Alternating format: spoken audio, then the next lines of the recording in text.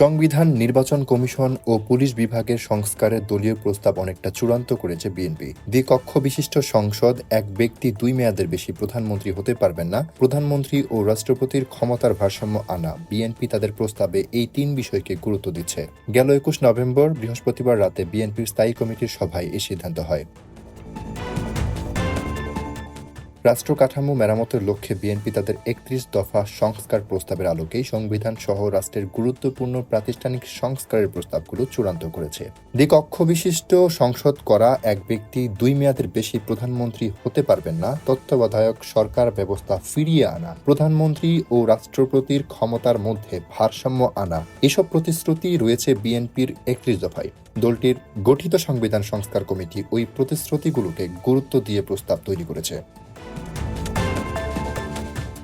অধ্যাপক আলী রিয়াজের নেতৃত্বাধীন সংবিধান সংস্কার কমিশন লিখিতভাবে সংবিধান সংস্কারের প্রস্তাব পাঠাতে রাজনৈতিক দলগুলোকে অনুরোধ করেছে। এই কমিশন ইতিমধ্যে বিশিষ্ট নাগরিক সহ অন্যান্য অংশীজনের সঙ্গে মত বিনিময় শুরু করেছে। 25 নভেম্বর পর্যন্ত সংবিধান সংস্কারের বিষয়ে আগ্রহী ব্যক্তি বা সংগঠনের পরামর্শ, মতামত ও প্রস্তাব দেওয়ার সুযোগ রেখেছে কমিশন।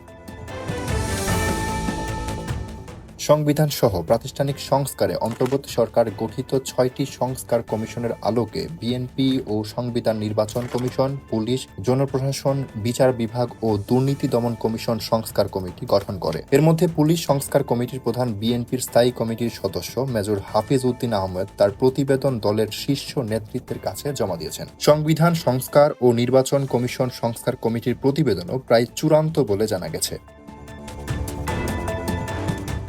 বিএনপির সংস্কার কমিটিগুলোর তৈরি করা প্রতিবেদন বা প্রস্তাবগুলো সরকারের চাওয়া অনুযায়ী 6 সংস্কার কমিশনের কাছে দেওয়া হবে। এছাড়া 21 নভেম্বর বৃহস্পতিবার বিএনপির স্থায়ী কমিটির সভায় স্থানীয় সরকার ও নারী বিষয়ক আরও 2টি সংস্কার কমিটি গঠনের পরামর্শ আসে। এর একটিতে স্থায়ী কমিটির সদস্য মির্জা আব্বাস, আরেকটিতে সেলিমা রহমানকে আহ্বায়ক করার বিষয়ে আলোচনা করা হয়েছে।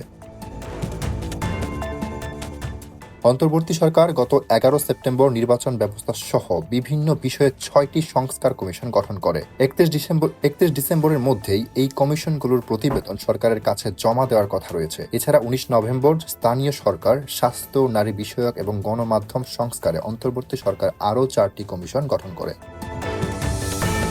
আহমেদ কবির, নিউজ ডেস্ক।